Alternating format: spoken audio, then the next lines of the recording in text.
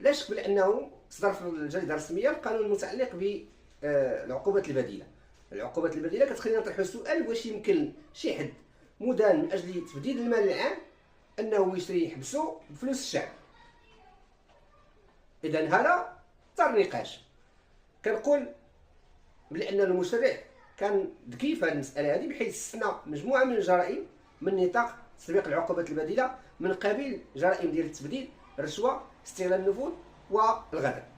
كنقول بأنه كذلك كاين مجموعة من الجرائم المرتبطة بالتجار الدولي في المخدرات، وكذلك التجار في الأعضاء البشرية، واستغلال الجنسي للأطفال القُصّر، كذلك لذوي الإعاقة. هاد الاستثناءات شملها المشرع لم يشملها المشرع من نطاق تطبيق مقتضيات العقوبات البديلة. شنو هي العقوبات البديلة؟ هو أنه غادي نستبدل العقوبة الحبسية اللي هي ما كتجاوزش 5 سنوات حبس النفي